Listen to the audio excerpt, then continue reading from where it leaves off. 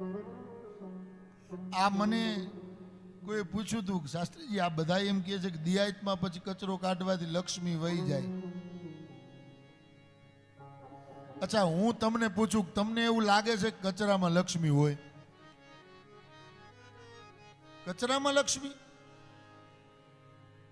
તો આવો નિયમ આવ્યો ક્યાંથી? આ કોકે તો પહેલી વખત કર્યો હશે, તો જ આપણા વડીલો માનતા હશે.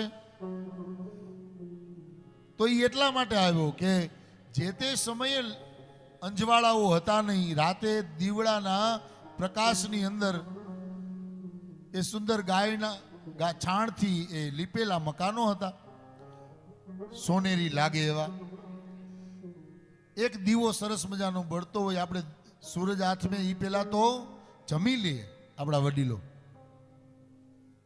હવે પછી તમે કોઈ પણ કચરો કાઢો તો આપણા વડીલો એમ કહેતા કે છાણની એક ભૂકી તમે વાળો ને એટલે લીપેલા મકાનમાં છાણની એક ભૂકી ભેગી થાય,